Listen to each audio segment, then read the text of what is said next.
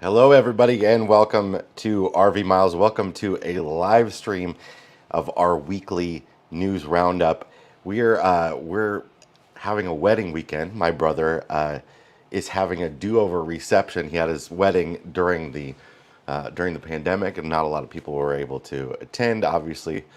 And he's having a big blowout reception now. So we figured weren't going to have the time to do a full edit of a news roundup video, so I thought I would do a live stream of one this week. So happy to have you all here watching and listening along. I'm going to spend maybe 15 minutes or so covering some stories here, and I might take a few questions, but not too many. Don't want to spend too much time on that. Just want to get you guys the most important information that I've seen out there this week, because there has been some stuff, which is why I didn't want to skip doing an episode this week. So before we begin, if you have a second, please hit the like button. It helps YouTube to show this video to more viewers, and please hit the subscribe button if you haven't, because we'd love to have you as a subscriber here on this channel, so you get notified anytime a new video comes out. Let's start by talking about the wildfires in the West right now.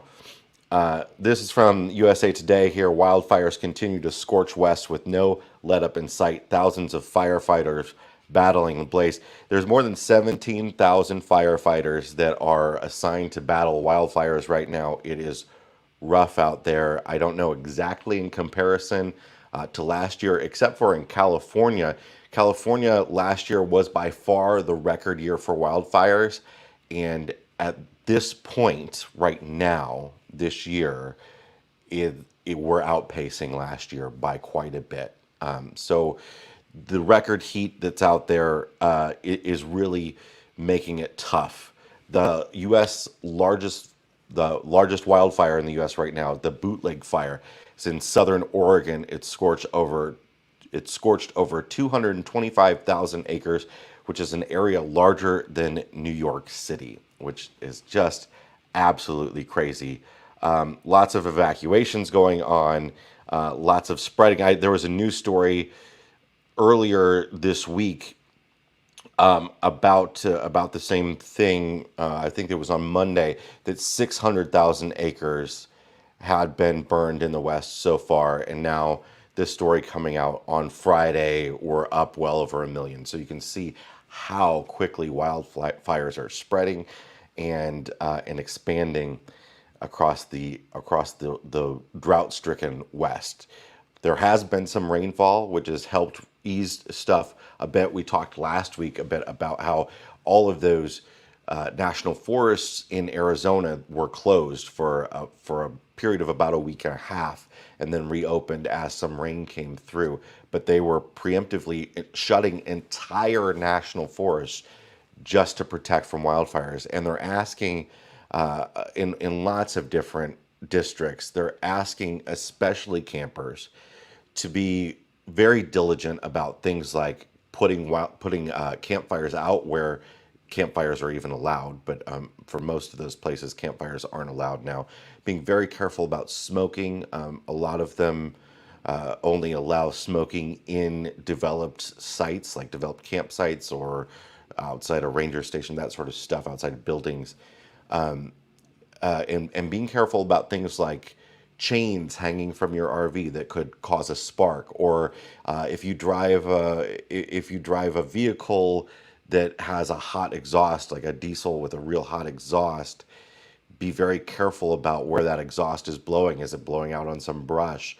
You know, a lot of modern diesels have a warning light that will come on that tells you when your exhaust is very hot, and it's specifically for this reason, so you don't park it near something and set it on fire.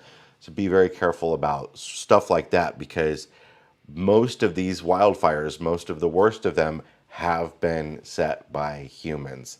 We know that wildfires are natural, and we know that they help restore forests, but they're only natural when they're caused by lightning.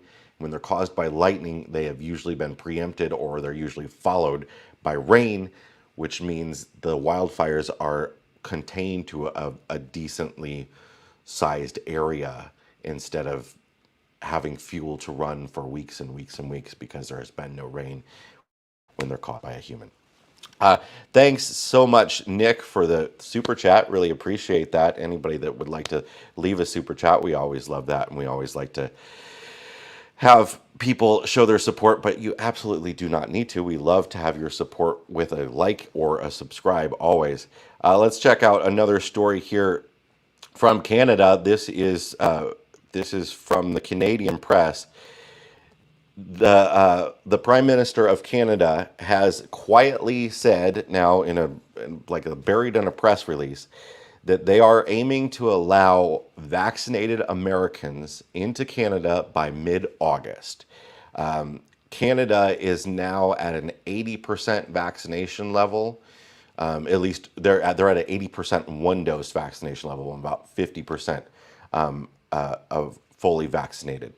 And the Canadian and U.S. authorities have said that the border is likely to open when both countries hit 75% vaccination rate. The U.S. isn't there yet. Canada is not there. They're considering fully vaccinated as that rate. It's going to take some time if that ever happens. But we're going to start seeing stuff like this where there are certain restrictions opening. And we saw it earlier last week where Canada announced that vaccinated Canadians are no longer required to quarantine when they arrive back in Canada.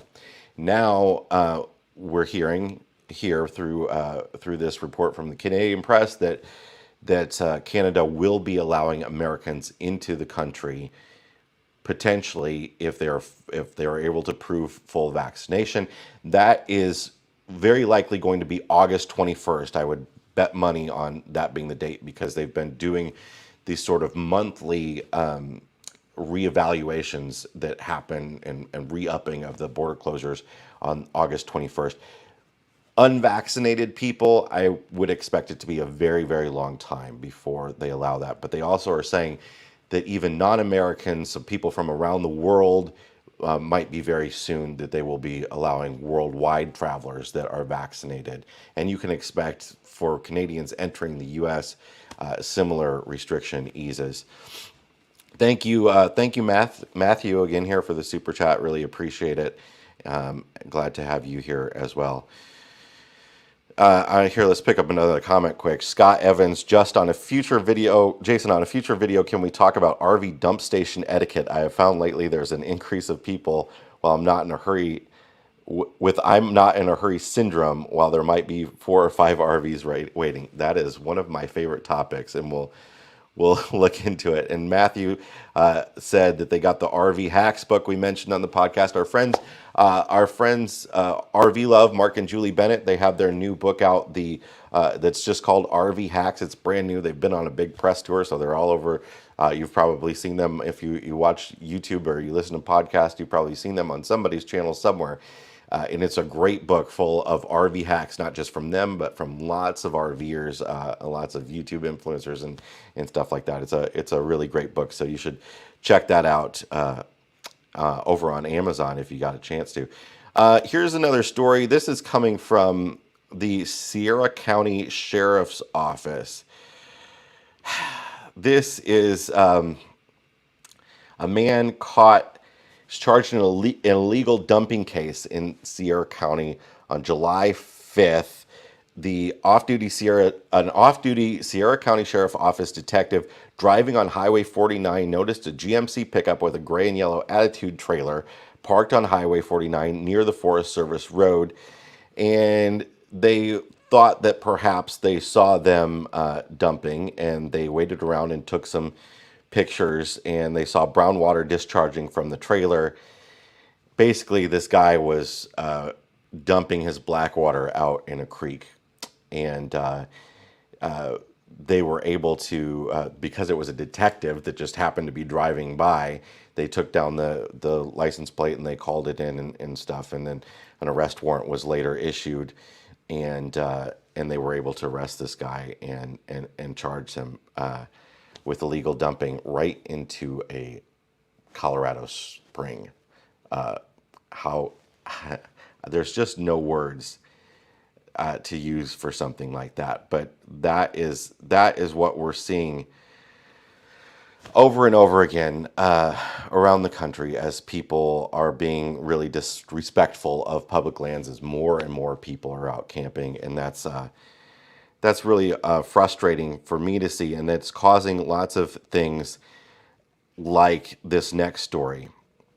Overnight camping fees could be coming to the Maroon Bells Snowmass Wilderness. Basically, boondocking in a national forest. They're now proposing here in this Colorado National Forest to charge a $12 overnight camping fee. And this is a proposal that has a public comment period. So if you want to go check out this article, this is an article from the Denver Post. And you can find the comment period, and you can submit your comments and stuff. But we're going to see more and more of this type of stuff, charging for boondocking, reserved. We've been sharing the story over and over the last several months about a test period in the Gunnison, I believe it's the Gunnison National Forest, where they're doing reserved boondocking, where they're actually putting up campground number posts on roadside pull-offs where people often camp, and requiring you to reserve those spots as if it were like a campground instead of just taking them willy-nilly and being able to camp wherever you want. I think there are some good things about that, and then there are some things that make it challenging for a lot of people. But the more people are using our public lands, the more we're going to see this type of stuff happening out there. Okay. Next up, we've got a story from Ford. Ford has dropped the F-150 diesel. Ford came out with a diesel engine in the F-150 in 2018, and this was a response to Ram, actually, and they felt like there was a want and a need for a diesel F-150. The F-150 is the best-selling vehicle in the United States by far, and it wasn't selling so well. And the Ford has said now that with their hybrid truck, which offers a lot of the same fuel efficiency and power as the diesel, that there's really no need for them to be putting out the EcoBoost F-150 anymore. So they are terminating any diesel F-150s in the new model year, along with some other little package changes and things like that they're making. I think there's a big streamlining issue happening where with the chip shortage that's happening, that's really hampering production of a lot of their vehicles. I think they're really trying to streamline the process to get as many built as possible as well, and I think that's definitely a part of it. Next up, Alliance RV. This is from our friends over at RVBusiness.com. Alliance RV has a new mid-profile fifth wheel called the Avenue. Alliance is a really exciting company that you should be checking out. If you remember, Alliance is the company that came out with their first fifth wheel was that sort of flat floored, and it was there was no stairs inside. It was just all storage underneath. It was almost like a Class A version of a Class A motorhome version of a fifth wheel. So you had all kinds of storage. That was their first unit, and then they came out with a toy hauler, and now they have this mid-profile fifth wheel called the Avenue, which is, as you can see here, just gorgeous inside. And they're a fairly new company, and they're really doing things in an interesting way and really trying to solve a lot of customer pain points and really trying to build quality units. Mid-profile is sort of the industry term for a kind of lighter weight fifth wheel. It's a fifth wheel where the roof line doesn't go straight up all the way to the top as far as they can put it, and flat. It's got a profile to it, a mid profile, and they're usually sort of in like the 8,000 to 12,000 pound range, and that's what this this guy is. So you can check that out. That should be actually rolling onto dealer lots this fall. And speaking of 2022 RV updates like that, our buddy Josh, the RV nerd over at, we don't got the pro, we don't got the. I had a. It's not there. There now. It's showing his face. Oh, it keeps disappearing his face there from me. But our friend Josh over at Halet RV. Halet is a great channel. It's Josh is a dealer. His family runs this dealership, and they provide really well-rounded information from a dealer's perspective. And Josh is letting us know all of the 2022 model year updates in this video from the brands that they sell up at Halet in Coldwater, Michigan. And I just wanted to point you guys to this video, but also mention like some of the trends that he's seeing. This right now we're in the model year changeover. A lot of the manufacturers had their annual shutdown earlier this month, where they sort of retool the production lines and start putting out the 2022s. And the model years were weird for a while, and now they've sort of all agreed. And this is really the first year that it's all going to be the same, that all the model years are going to be changing over. Anyway, a lot of the interesting things that I noticed in Josh's video include things like really a lot of new features that people like, a lot of options being standardized in a lot of lines. A lot of lines are saying we're just not going to have options anymore, and that doesn't mean that we're not going to make it. We're not going to make these great, but we're gonna take our best options and we're just going to make them standard. And I think that's a reaction to, again, the manufacturing process and really trying to streamline manufacturing. But we're also going to see a lot more things like 12-volt refrigerators, which I think are great, and Josh does as well. The 12-volt refrigerators really sip power, and they're making lots of bigger 12-volt refrigerators. And Josh was also mentioning that there's a lot of testing going on of 12-volt air conditioning, which could be really cool because a lot of people are really trying to get air conditioning going in under battery power and under solar power, and it's a challenge. And whenever you convert from 110 volt to 12 volt, you lose efficiency. So when you're going back and forth with an inverter or a converter, you're losing like 10 to 15% of your power. So anytime you're going direct from DC power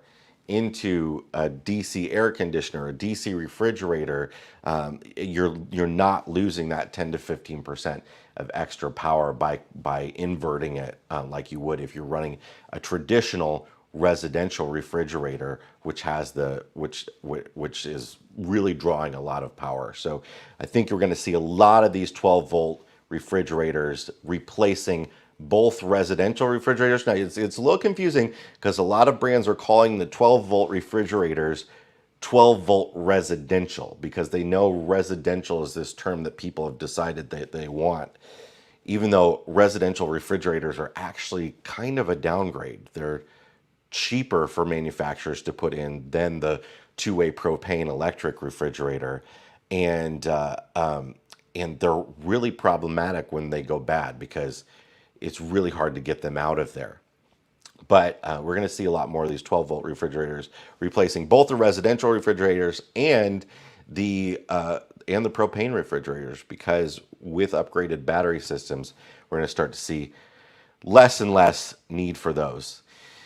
And then finally, this is a crazy story over here. This is from Motor Trend, or no, this is from The Drive, excuse me. This RV decided that it was going to jump on the racetrack. This is up at Lime Rock Park in Connecticut, at the WeatherTech Northeast Grand Prix.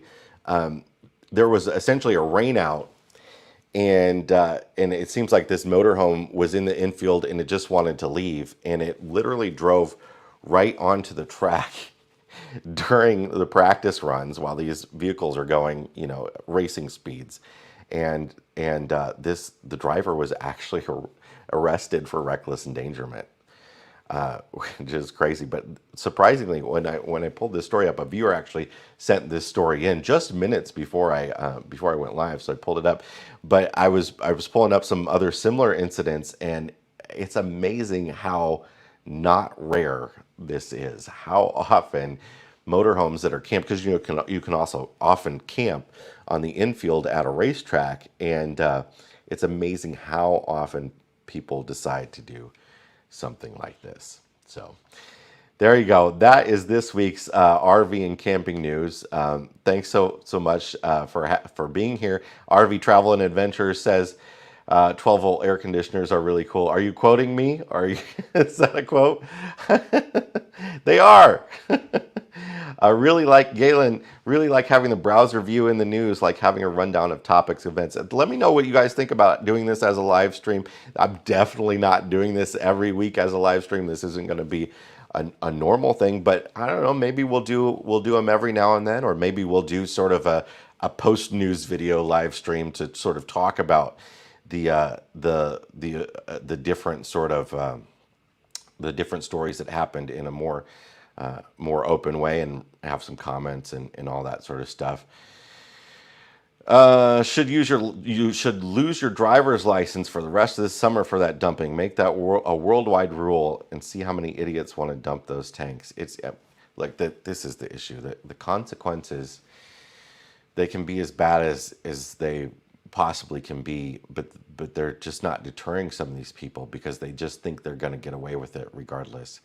And it's silly. And I know it costs money to dump, and I know you got to drive to get to dump stations and stuff. And I do believe that counties and national forests and state highway systems are really going to have to think about this in a different way that's not just enforcement. They're going to have to be starting to put in more dump stations.